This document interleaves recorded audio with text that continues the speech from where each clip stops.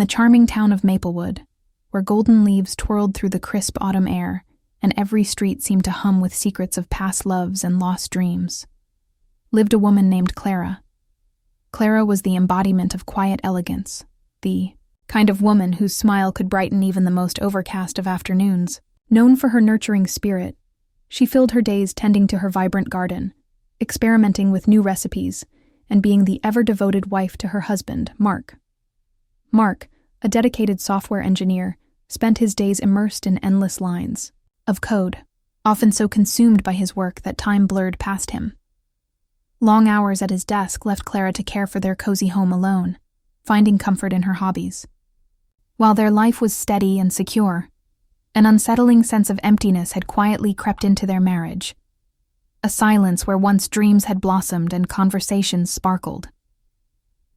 The shift began on an ordinary Saturday, during a backyard barbecue. Friends gathered beneath the fading sunlight, the air thick with laughter and the smell of sizzling burgers. Among the guests stood Alex, one of Mark's old college buddies, recently returned to town.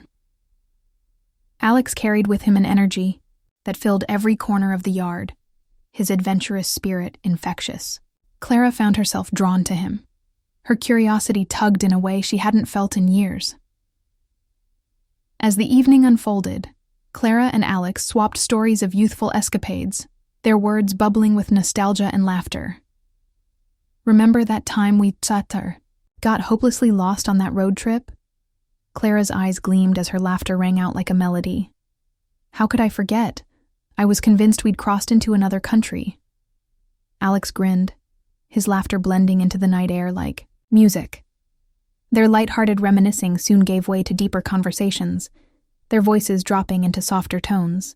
While Mark manned the grill, chatting with old friends, Clara and Alex drifted into their own world, one where dreams and buried desires came alive again.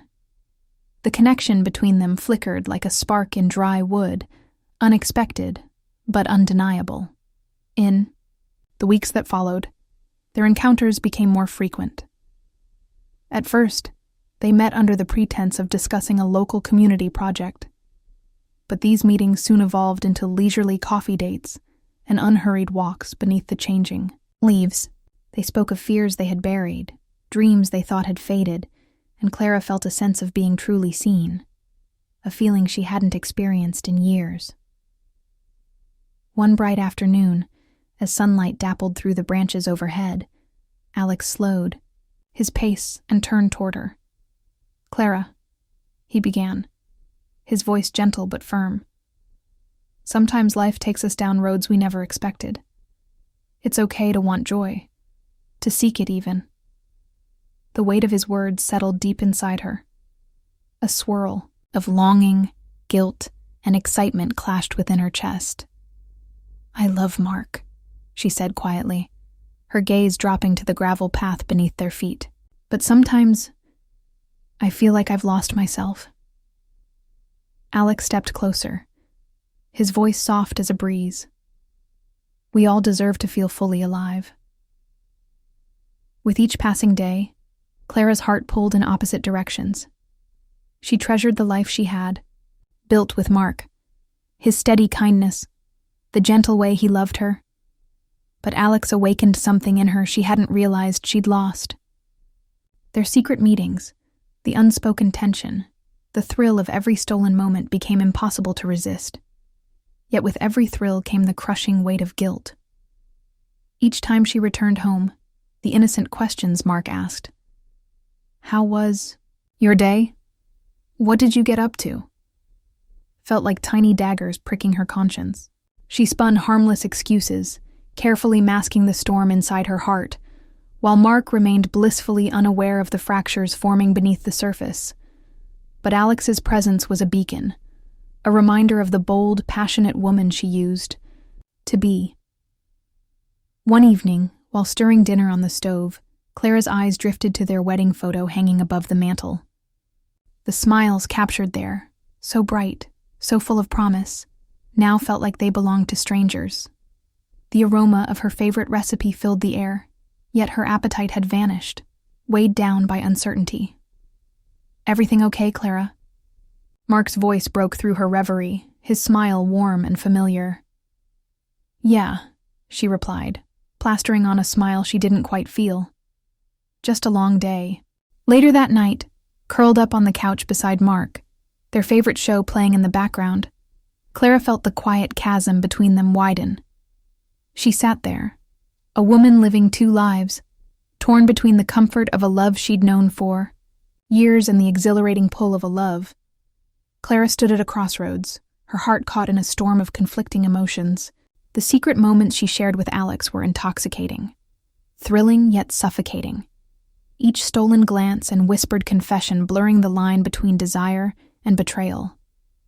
Torn between her loyalty to Mark and the undeniable pull toward Alex, Clara felt her world tilting off balance.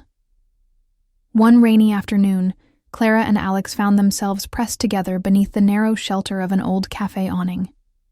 The air between them crackled with unspoken words, the patter of rain the only sound cutting through the silence. Both knew the weight of what they were doing, yet neither could seem to step away. Clara. Alex's voice was low, hesitant, but resolute. We can't keep pretending this doesn't mean something. What we have, it feels real, like it's supposed to be more. Her heart pounded at his words, a mix of longing and guilt twisting inside her. The promise of something new, something electric, beckoned her forward. But the thought of Mark, the man who had been her rock through every storm, held her firmly in place. Maybe, her voice wavered.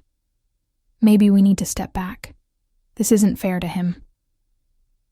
Alex's expression shifted, disappointment flickering across his face. And what about us? What about everything we've felt? The ache in Clara's chest deepened. She couldn't deny it. Alex stirred something in her, something she hadn't felt in years. But facing the truth meant more than admitting her feelings. It meant deciding who she wanted to be. The rain fell harder, a mirror to the storm inside her. And Clara realized that no matter what path she chose, there would be no way to avoid the fallout. The days that followed were a blur of forced smiles and restless nights. The scent of Alex lingered in her mind, a temptation both sweet and suffocating. At home, Clara played the role of a devoted wife, masking the guilt that gnawed at her every time Mark's eyes lingered on her a second too long. Mark noticed. How could he not? His quiet observations, once a source of comfort, now felt suffocating. Still, he chalked it up to work stress or the weight of the changing seasons. In his usual thoughtful way, he planned a weekend at the lake, hoping fresh air and time together would rekindle the warmth that had once come so easily between them. How about a trip? He suggested one night, his eyes bright with the hope of rekindling something. Just us. No distractions. We could use a break. Clara forced a smile, the guilt twisting in her stomach. That sounds perfect, she lied. As the weekend crept closer, the weight of her secret grew unbearable. She couldn't go on like this, not with Mark's kindness shining a spotlight on her deceit. The night before they were set to leave, Clara sat on the edge of their bed, her hands trembling in her lap. Mark, her voice cracked. Can we talk? He glanced up from folding clothes, his brow creasing with concern. Of course. What's wrong? Her pulse thundered in her ears as she searched for the right words. There were none. I've been feeling distant, she admitted, the confession a thin, trembling thread. There's something I need to say. Mark's face softened, with worry. Is it work? Are you unhappy? It's more than that. Her throat tightened. I feel like we've drifted, like we lost something along the way. As Mark listened, Clara felt her own tears gathering, the tightrope she walked between truth and betrayal trembling beneath her feet. His hand reached for hers, warm and familiar. And for a fleeting moment, she wanted to bury everything and pretend nothing had changed. We can get through this, he said softly. We always do. Just tell me what's really going on. Clara's breath caught. The weight of her secret crushed down on her until she couldn't hold it any longer. I've been spending time with Alex. Mark's hand went cold in hers. It started off innocent, she rushed to explain, tears blurring her vision. But I can't lie. I have feelings for him. The silence was heavier than any shout could have been. Mark's face shifted, the pain slicing through his confusion like a blade. You've been seeing Alex? His voice was barely above a whisper. Clara, how could you? I didn't mean for it to happen, she pleaded. I was lost, and he was there. But I never, ever wanted to hurt you. The hurt in Mark's eyes was unbearable. His trust shattered before her. I trusted you, he whispered, each word cutting deeper than the last. I know. Her voice cracked beneath the weight of her guilt. I know I've hurt you, and I hate myself for it. But I want to fix this. I need to fix this. Mark stood, pacing the small room as his emotions stormed within him. Do you love him? The question hung in the air like smoke, impossible to clear. Clara's heart pounded painfully. I care about him, she admitted, her voice barely above a whisper. But I love you. I do. You're my husband. Is love enough? Mark's voice was quiet, but the pain was thunderous. Is love enough to erase betrayal? The weight of his question settled over Clara like a crushing tide. She had shattered the foundation they had built, and now all that remained was broken, pieces and a future clouded with doubt. I don't want to lose you, Mark, she said, her voice shaking with the rawness of her plea. I'll do anything to make this right. Mark's shoulders sagged with the weight of it all, and when he looked at her, his eyes held a fragile mixture of heartbreak and anger. I need time. Without another word, he walked out, leaving Clara alone with the silence she had created. The weekend trip loomed like a cruel reminder of the life they once had. Simple, happy, whole. When they arrived at the lake, the still water and golden trees felt like a cruel contrast to the turmoil within them. Mark kept his distance, his words brief, his smile forced. And Clara could feel the chasm between them growing with each passing hour. That evening, as the sky melted into hues of orange and pink, Clara stood alone on the porch, watching the lake shimmer in the fading light. She ached for the easy laughter they used to share, for the warmth that had once come so naturally. Now, all she had was silence and regret. Clara. Mark's voice broke through her thoughts, gentle but strained. She turned to find him standing, there, his face softened by the twilight, but his eyes still heavy with doubt. Can we talk? He asked. Clara nodded, her heart hammering as she braced herself for the conversation that would decide everything. That might never be. Mark turned to Clara, his eyes filled with questions. Can we talk? He asked. Clara nodded, her heart racing as they sat on the porch steps. I'm sorry for everything, Mark. I never meant to hurt you. Mark sighed, running a hand through his hair. I just don't understand how this happened. We were happy, weren't we? We were, Clara admitted, her voice barely above a whisper. But somewhere along the way, I lost sight of who I was. I thought I could find that part of me again with Alex, but I was wrong. And now? Mark asked, searching her face for answers. Clara took a deep breath, feeling the weight of her choices pressing down on her. I want to rebuild what we had. I want to fight for us, if you're willing to give me a chance. Mark's silence was deafening. Finally, he spoke, his voice steady but filled with pain. Trust isn't something that can be easily rebuilt, Clara. It takes time. I need to know that you're committed to making this work." "I am," she said, earnestly, tears spilling down her cheeks. "I will do whatever it takes to earn back your trust. I love you, Mark." The tension between them was thick, but in Mark's eyes, Clara saw something she hadn't in a long time, a flicker of hope. He reached out and took her hand, squeezing it gently. "I want to believe you," he said. "But it's going to take time. I need to process everything." As they sat in silence, the stars began to twinkle in the night sky, a reminder that even in the darkest moments, light still found a way through. Days turned into weeks as Clara and Mark navigated the aftermath of her betrayal. Couples therapy became a place where they peeled back the layers of their relationship, confronting the unspoken wounds that had driven them apart. It was painful, marked by frustration, tears, and difficult conversations. But in those raw moments, they found glimpses of understanding. Clara learned to express her fears and needs, while Mark worked on forgiving without losing himself in resentment.